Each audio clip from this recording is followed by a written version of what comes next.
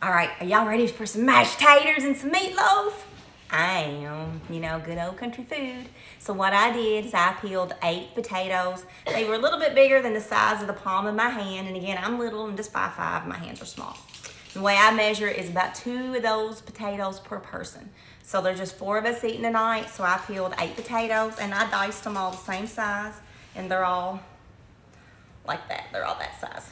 So I've got them all the same size in some water with 2 tablespoons of salt. You always salt your potatoes while they're boiling because the potatoes will suck it in because it's moist, and you just do it, okay? You just salt your taters. So I'm gonna put them on the stove real quick and then we're gonna make some meatloaf.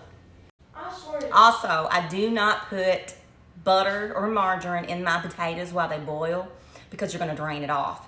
But once these potatoes get fork tender, I'll drain them. I'll put them back on the stove for 30 seconds on the burner. Of course, the burner's off now. And I just let the warmness of the burner suck the water out of it and evaporate. And it'll make them drier because you don't want loose potatoes. But I'll show you what I'm talking about when I get ready to mash them. So let's make some meatloaf.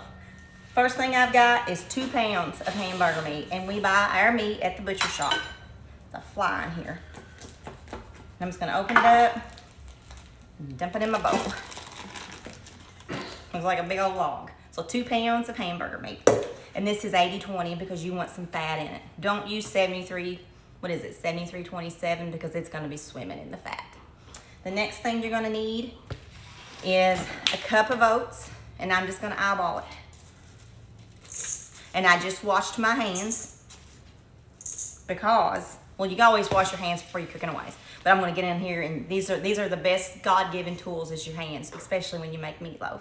Then I'm gonna add 1/4 of a diced onion, chopped real fine. Like y'all know, we're not a big onion family, so I used 1/4 of a big white onion. And 2 eggs. Let me grab them out of the fridge.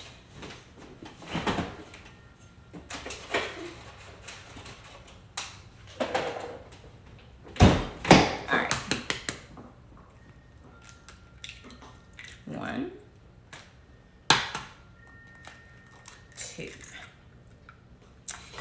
And this, what I was telling you about, my little secret to my meatloaf, my aunt taught me this over 30 years ago, to buy a can of the Hunt's meatloaf sauce. I put 3/4 of this can. It is 15.25 ounces. I put 3/4 of the sauce in my meatloaf mixture and the rest in a small bowl on the side because I'm gonna add some good stuff to it to put on top of the meatloaf. To that, we're gonna add salt, pepper, and garlic powder. Let me grab it. I'm gonna add about 1/2 teaspoon of salt because the Hunt's meatloaf seasoning already has some salt in it. And about 1/2 teaspoon of black pepper. And again, I'm eyeballing, I'm not using any measuring spoons. And 1/4 teaspoon of garlic powder. You don't want very much, or we don't. So, here we go. I'm gonna pull up my sleeves. I'm gonna take one of my wedding rings off. Now I'm gonna get in here and I'm gonna mush it really good. And I've got my meatloaf pan greased. Here we go, let's do this. And the hamburger meat is cold. Make sure your eggs get really incorporated because you don't want no scrambled eggs inside your meatloaf. And I put eggs in mine as a binding agent. I know some people where I use quick oats. Some people use crackers. Some of them use stale bread. Some use crackers and oats. I've just always been accustomed to the oats because I think saltine crackers, is it too much salt? But that's just me. I'm not a real big salt person.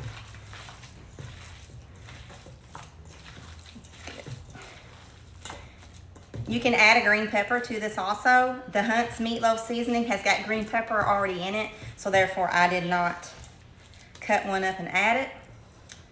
So I'm gonna take my meatloaf pan. I'm gonna spread this out. I've got my oven on 400 and I usually bake it for 45 minutes.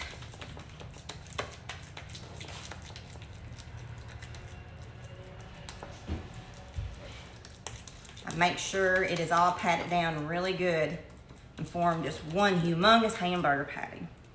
Let me rinse my hands off real quick and I'm gonna show you how to make the topping. Okay, in a small bowl, I've got the quarter can left of my Hunt's meatloaf topping, or meatloaf seasoning, whatever you want to call it. All it is seasoned tomato sauce. There. And then I'll add about a quarter cup of ketchup. And brown sugar. You can make it as sweet as you want, or you can leave it off. We like a little sweetness to ours, so I'm probably gonna put a quarter cup. I'm just gonna eyeball it and just mix it up really good. And I always taste it before I put it on top of my meatloaf to make sure it's got the sweetness that I know my family loves. I hope everybody's had a great day today. I done done crap all day but laundry. Of course, I do that every day, but today was one of them weird days. Laundry was coming out of places I didn't know could come out. But I'm done with it now. And tomorrow's my big Thanksgiving dinner with my grandbaby. She's in kindergarten, and this is the first time Mama gets to go, and I'll be so excited. I just can't wait. So, perfect.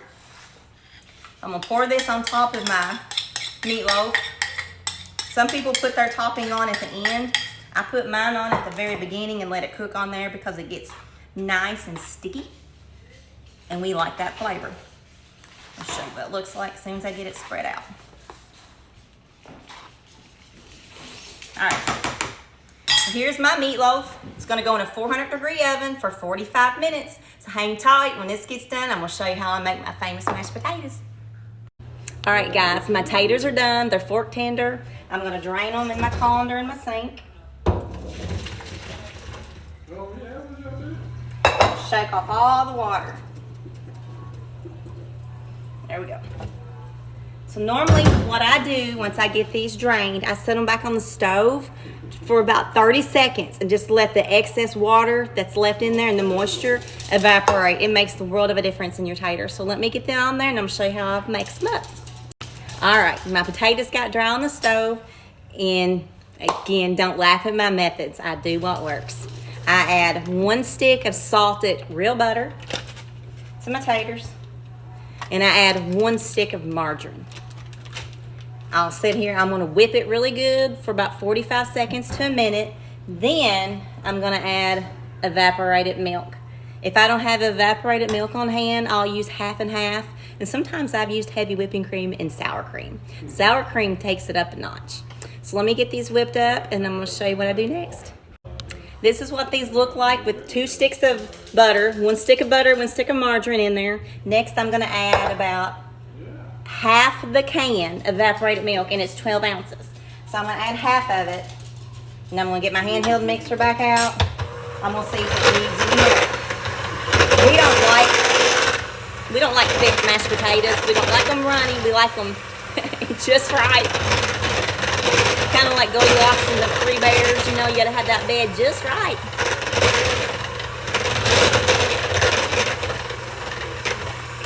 All right. Let me taste them, see if they need any salt. They don't. I put 2 tablespoons of salt in my water when I was boiling my potatoes. Those are delicious. Those are really good. Let me get me a rubber spatula and go around the sides and see if I need any more milk. And I don't think I do. I think half the can was perfect with the amount of potatoes I made. So this is what they look like, y'all. So stick of butter, stick of margarine, 6 ounces of evaporated milk. You can use half and half. You can use heavy whipping cream. You can use sour cream. So I've got 45 seconds left, and I'm going to save that when I pull my meatloaf out of the oven and show you what it looks like. All right, guys, the meatloaf is out of the oven. This is what mine looks like. See how sticky it is on top? This is what we like. So I hope you enjoyed this, seeing how I make my meatloaf and my mashed potatoes. I cannot wait to dig in. Oh, comfort food, y'all.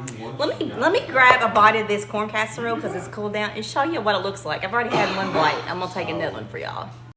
This is what the corn casserole looks like. That's the bottom. That's the top, as you see.